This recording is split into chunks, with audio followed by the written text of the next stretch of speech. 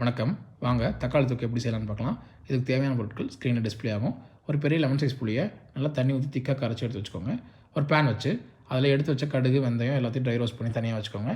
அதே பேனில் 6-7 வரமிளகாவும் போட்டு நல்லா ட்ரை ரோஸ்ட் பண்ணி எடுத்து வச்சுக்கோங்க. நல்லா கழுவி துடைச்ச தக்காளியை ஃபைனாக சாப் பண்ணுங்கள். சாப் பண்ணிவிட்டு ஒரு பேன் வச்சு அதில் சாப் பண்ண தக்காளியெல்லாம் ஆட் பண்ணுங்கள். ஆட் பண்ணி தண்ணி வெளியே வர வரைக்கும் வேக விடுங்க, மீடியம் ஃப்ளேம் வச்சு. ஓரளவுக்கு நல்லா வெந்ததுக்கப்புறமா தண்ணி சுண்டதுக்கப்புறமா மேஷர் வச்சு நல்லா மேஷ் பண்ணுங்கள். மேஷ் பண்ண தக்காளியில் கரைச்சி வச்ச புளியை ஆட் பண்ணுங்கள். அது கூடவே தேவையான அளவு உப்பும் போட்டு நல்லா ஒரு சைடில் வேக விடுங்க. அது வெந்துட்டு இருக்கிறப்ப இன்னொரு சைடில் ஒரு பேன் வச்சு 50 to 60 ml நல்லெண்ணெய் விடுங்க.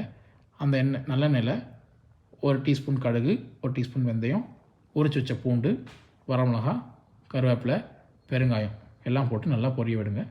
அது பொரிஞ்சோடனே 1/2 டீஸ்பூன் மஞ்சத்தூள், 2 டேபிள் ஸ்பூன் மிளகாய்த்தூள் போட்டு நல்லா மிக்ஸ் பண்ணுங்கள். கலர் மாற வரைக்கும் மிக்ஸ் பண்ணுங்கள். மிக்ஸ் பண்ணதும் தக்காளி புளி பேஸ்ட்டை எடுத்து இதில் ஆட் பண்ணுங்கள். ஆட் பண்ணி நல்லா கலந்து விடுங்க. கலந்து விட்டு மீடியம் ஃப்ளேம் வச்சு எண்ணெய் பிரிஞ்சு வர வரைக்கும் மூடி போட்டு வேக விடுங்க. எண்ணெய் பிரிஞ்சதுக்கப்புறமா அதில் வறுத்து அரைச்சி வச்ச பொடியை ஆட் பண்ணுங்கள். ஆட் பண்ணி மிக்ஸ் பண்ணுங்கள். மிக்ஸ் பண்ணிவிட்டு ஒரு 2 டேபிள் ஸ்பூன் கிரேட் பண்ண வெல்லம் அதையும் போட்டு இறக்குனா ஒரு அருமையான தக்காளி தொக்கு ரெடி. வீடியோ பிடிச்சிருந்தா like, share and subscribe. Thank you.